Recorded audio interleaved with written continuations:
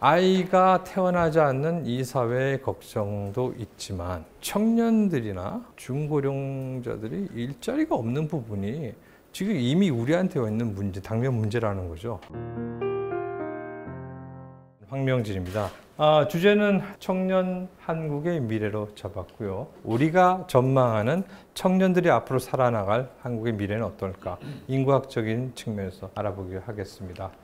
이 사이클이 시작이 어디라고 할 수는 없는데요. 아시다시피 저출산 심각하죠. 인과성을 따지기 전에 그냥 다 한꺼번에 일어납니다. 비용 10,000원이죠. 혼자 사는 사람이 많아지면서 이제 가구 규모가 축소되고 작년 기준으로 전체 가구 규모 중에 1인 가구 비율이 28%. 대한민국의 전형적인 가구가 굉장히 모순적이지만 1인 가구가 되는 상황입니다. 인구가 줄고 고령화가 진행되면서 인구의 도시 집중이 여러 가지 편의시설이나 혹은 생존을 위해서 선택으로 도시로 많이 갑니다. 농촌에는 어르신들만 살고 어르신들이 사망하시면서 빈집이 많이 생기고 그러면서 지역이 소멸하는, 또 인구의 도시 집중은 동시에 지역 소멸을 의미합니다. 이 부분이 제가 요즘 맨날 들여다보는 표입니다. 이게 간단한 표인데요. 요 녹색 비율에 비해서 파란과 노란 거를 이제 합쳐서 나누면 이게 부양 비율이 됩니다. 생산 가능한 인구하고 노인, 아이들은 이제 우리가 부양해야 되는 거죠. 근데 출산율은 쭉 떨어지는 거 아시겠죠? 사망률도 쭉 올라가고 있죠? 근데 재밌는 건 이 가운데가 그렇게 빨리 줄질 않습니다. 생산 가능한 인구는 출산율이 떨어진다고 해서 갑자기 같이 떨어지는 건 아닙니다. 이 부분에서 우리가 좀 희망을 가져도 되지 않을까. 근데 그 희망이라는 게 즐거운 희망은 아닙니다. 출산율이 떨어지니까 여러 가지 문제가 생긴다고 얘기를 하지 않습니까? 전체 인구 규모도 낮아지고 그다음에 노인, 고령 비율도 급속도로 올라가는 게 사실인데 이 생산 가능 인구가 2017년도에 피크였습니다. 제가 아는 한 가장 생산 가능 인구가 많았습니다. 앞으로 인구가 뚝뚝뚝 떨어진다 하더라도 10년 동안은 그게 크게 줄질 않습니다. 생산 가능 인구가 중요하거든요.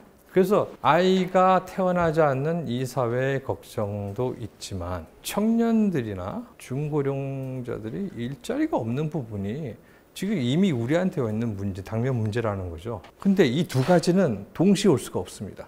사람이 부족한 부분과 일자리가 부족한 부분이 둘 다 올 수는 없다는 거죠. 그럼 우리 사회가 어느 쪽을 먼저 생각해야 되는지 거기에 대해서 우리가 좀 더 그래도 고민해 봐야 되지 않을까 그런 생각이 듭니다.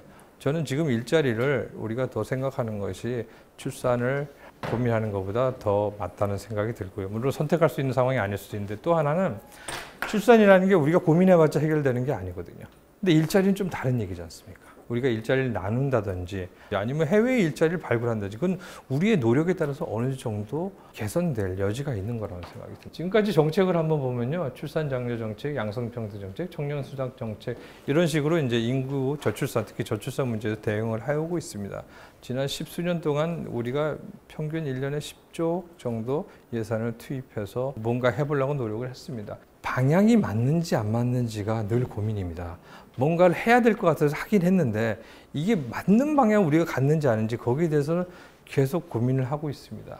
자, 출산 장려 정책, 육아 지원 정책, 출산하고 아무런 인과관계가 없습니다. 그건 우리 다 알고 있습니다. 그래도 비난을 할 수 없어요. 왜냐하면 육아 지원 정책은 결국은 여성과 가정에 대한 사회의 관심이고 지원이기 때문에 역시 그렇지만 출산하고 아무 상관이 없다는 거.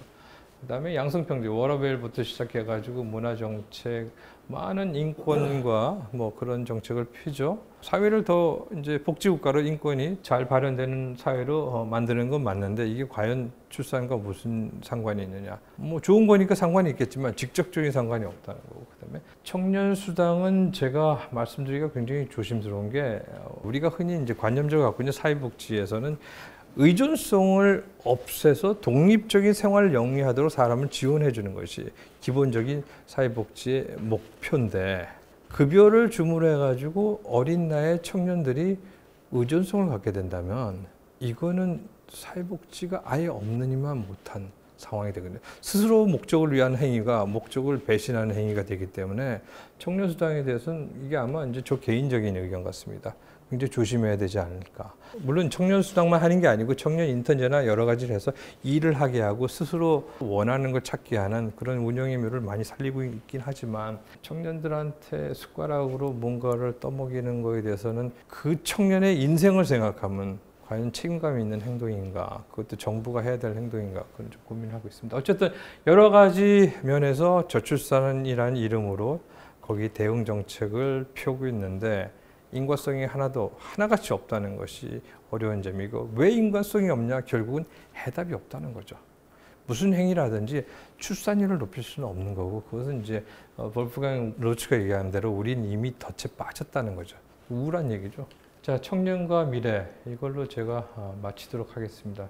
지금까지 인구에 대해서 이제 디스토피아적인 걸 한 두 개로 잡아봤습니다. 고령 인구에 대한 사회 전반의 부양 부담이 증가한다. 맞는 얘기죠, 팩트죠. 근데 소비 시장이 확대가 되죠.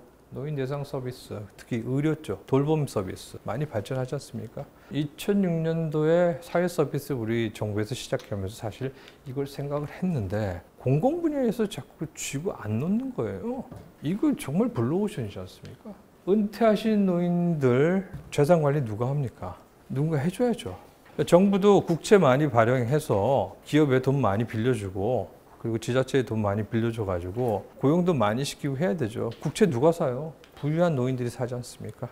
이자율만 어느 정도 보장해주면 안 살 이유가 없지 않습니까? 자, 고급 인력이 은퇴로 사회적 혼란이 온다. 뭐 그건 맞는 얘기죠. 기능직이라든가 그 숙련된 노동자들, 베이비 부모, 크라우드 아웃 되죠. 다 나가죠. 그럼 그 빈자리를 누가 채우냐? 그런 문제 있지 않습니까? 우리 청년들이 준비를 해야 되는데 갑자기 취준생이 갑자기 60세 은퇴하는 사람 일을 대신할 수는 없겠죠. 중간에 시스템을 만들어 놔야 되겠죠. 청년층 이민자, 외국인에게 양질의 일자리를 주어서 취업의 기회를 제공해 줄 수도 있고요. 또 물론 어르신 중에 더 오래 일하실 분들이 있죠. 그런 분들한테는 돈을 좀 더 받고, 우리가 은퇴 연령 없애고, 노인 소득 보장도 제대로 안 해주고 연금도 제대로 관리 안 하면서 강제로 은퇴시키는 것만 푸시하는 것도 상당히 모순적인 모습이 아닌가 싶습니다. 인구 감소에 대해서 전체에 물어봤습니다. 놀랍게도 현재보다 더 감소해야 된다는 응답이 있었습니다. 현재 수준이 적정하다는 사람이 많았지만 잘 모르겠다는 사람도 많았고, 현재보다 인구가 늘어야 된다는 생각도 있었고요. 근데 인구 감소에 대한 체감에 대해서 물어봤습니다. 정책에 대해서. 인구 감소는 기회 요인이라고 생각하시는 분들이, 그 의견에 대해서 공감하시는 분들이 여기 파란색 바입니다. 생각보다 많죠.